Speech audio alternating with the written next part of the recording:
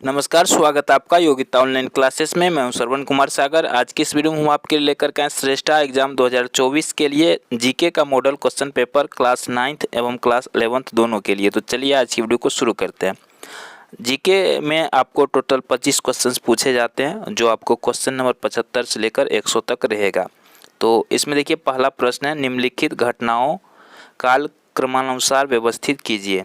तो यहाँ पर देखिए ऑप्शन में दिया है गांधी इरविन समझौता, सांप्रदायिक पंचाट, और उसके बाद है द्वितीय गोलमेज सम्मेलन, और उसके बाद नेहरू रिपोर्ट। तो इसमें से कौन सा घटना पहले हुआ था, उस अनुसार हमें इसको सजाना है। तो चलिए देखते हैं कौन सा घटना इसमें पहले हुआ था। तो आप लोग भी कमेंट करके बता सकते हैं अगर आपको पता है।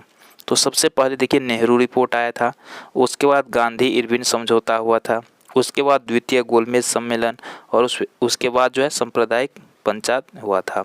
तो ये डी ऑप्शन सही है।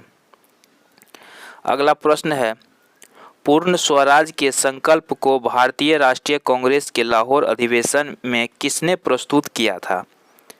तो यहाँ पर देखिए बीजी तिलक है, यानी बाल गंगाधर तिलक, जेएल नेहरू यानी जवाहरलाल नेहरू, देखिए किस तरह से यहाँ नाम दिया गया है, एमके गांधी यानी महात्मा गांधी, और उसके बाद है सरदार पटेल। तो इसमें सही उत्तर हो जाएगा आपका, अगर आप भी जानते हैं तो कमेंट कर सकते हैं। तो ये हो जाएगा जवाहरलाल नेहरू यानी जेएल नेहरू। भारतीय ट्रेड यूनियन कांग्रेस के पहले अध्यक्ष कौन थे? बीटी सदेव, सत्यभक्त, लाला लाजपत राय, एनएम जोशी। तो यहाँ पर सही उत्तर है आपका ऑप्शन सी, लाला लाजपत राय। चलिए अगला प्रश्न देखते हैं। और भारत की सतह से वायु में मार करने वाली मिसाइल कौन सी है? अग्नि, नाग, त्रिशूल, पृथ्वी। तो सही उत्तर होगा त्रिशूल। चलिए अगला प्रश्न देखते हैं। रक्षा अनुसंधान एवं विकास संगठन, जिसको डीआरडीओ भी कहते हैं, का आदर्श वाक्य क्या है? तो इसका आदर्श वाक्य क्या है? यह है बलस्य मूल्य विज्ञानम। अल्फ्रेड नोबेल ने किसका आविष्कार किया था? अल्फ्रेड नोबेल किसका आविष्कार किया था, जिसके नाम पे आप जानते हैं नोबेल पुरस्कार दिया जाता है, जो दुनिया का सबसे बड़ा पुरस्कार होता है। तो इसने डायनामाइट का आविष्कार किया था। कंप्यूटर का सबसे महत्वपूर्ण भाग क्या है? चलिए बताइए, कंप्यूटर का सबसे महत्वपूर्ण भाग है सीपीयू, जिसे कंप्यूटर का दिमाग भी कहा जाता है। मनुष्य के शरीर के रक्त का पीएच मान कितना होता है? तो ये तो हम सभी को पता है, रक्त का पीएच मान कितना होता है? 7.4।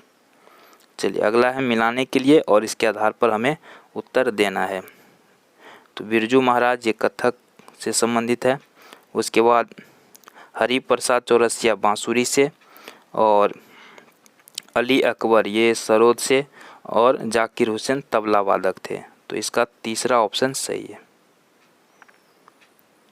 अगला प्रश्न है, फायर अलार्म में निम्नलिखित में किसका उपयोग किया जाता है? फोटो सेल का उपयोग इसमें किया जाता है। विधानसभा में सदस्यता के लिए न्यूनतम आयु कितनी है? तो यहाँ विधानसभा की बात हो रही है, तो न्यूनतम आयु कितना है? 25 वर्ष। अगर राज्यसभा की बात होती तो उसमें 30 वर्ष होता है, लोकसभा में 25 वर्ष होता है। सूची 1 के साथ सूची 2 का मिलान करना है, और उसके बाद हमें उत्तर देना है। तो चलिए देखते हैं किस राज्य में कितना सीट है। ठीक है, उसके आधार पर हम इसका उत्तर डिसाइड करेंगे कौन सा होगा। तो यहाँ पर देखिए सबसे पहले है राजस्थान, तो यहाँ 10 सीटें हो जाएगा। गुजरात यहाँ 11 सीटें, और यहाँ कर्नाटक यहाँ हो जाएगा 12 सीट, और पंजाब 7 सीट। तो इस प्रकार डी ऑप्शन सही है। चलिए अगला प्रश्न है, यहाँ पे 2 कथन दिए गए हैं, उसके अनुसार हमें उत्तर चुनना है। तो यहाँ पर देखिए,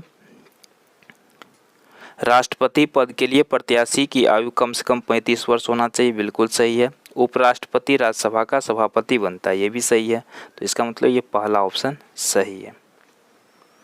अगला प्रश्न है, फिर से सूची 1 का सूची 2 के साथ मिलान करना है, उसके आधार पर उत्तर देना है। तो चलिए मिलाते हैं। अस्पृश्यता का अंत ये कब हुआ था? किस अनुच्छेद में? अनुच्छेद 17 में। गिरफ्तारी के विरुद्ध संरक्षण, तो ये हो जाएगा अनुच्छेद 23 में। धर्म की स्वतंत्रता, ये हो जाएगा तीसरा। और अल्पसंख्यकों के हित का संरक्षण आर्टिकल 29 में। तो पहला ऑप्शन सही है।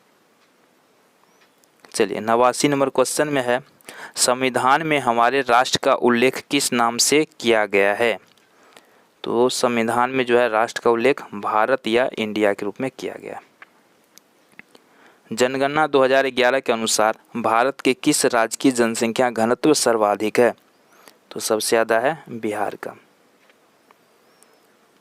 FAO का मुख्यालय किस शहर में स्थित है? तो इसका सही उत्तर हो जाएगा रोम। अगला है, राष्ट्रीय ग्रामीण स्वास्थ्य मिशन के अंतर्गत ग्राम स्तर के स्वास्थ्य कार्यकर्ता को क्या कहते हैं? तो इसका सही उत्तर है आशा। सिल्वर सिटी किस शहर को कहा जाता है? सिल्वर सिटी कहते हैं कटक को। भागलपुर को भी सिल्वर सिटी कहा जाता है, तो यहाँ पे ऑप्शन में भागलपुर नहीं था। अयोध्या किस नदी के तट पर अवस्थित है? तो अयोध्या सरयू नदी के किनारे अवस्थित है। भारत का सबसे बड़ा चिड़ियाघर कहाँ है? तो याद कर लीजिए कोलकाता में। विश्व का सबसे गहरा समुद्री गर्त कौन सा है? तो यहाँ पर सही आंसर हो जाएगा चैलेंजर।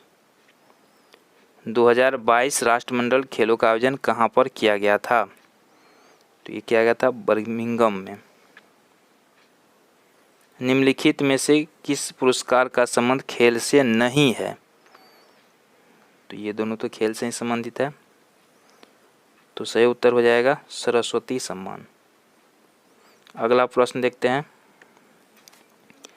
मानव शरीर में पोषकों के संदर्भ में निम्नलिखित कथनों पर विचार कीजिए। चलिए इसका विचार करते हैं, फिर देखते हैं क्या होगा। दूध अपने आप में संतुलित भोजन है, सही बात है। लौह प्रचुर खाद्य रुधिर निर्माण में सहायक होते हैं, ये भी सही बात है। वसा शरीर की वृद्धि के लिए तथा प्रोटीन ऊर्जा के लिए आवश्यक है, ये गलत है। तो ये ऑप्शन 20 का सही हो जाएगा। और आज का अंतिम प्रश्न है, भारत के 76वें ग्रैंड मास्टर कौन बने हैं? तो हो जाएगा प्रणव आनंद। तो आज की वीडियो में इतना ही, मिलते हैं एक और नई वीडियो के साथ। जय हिंद।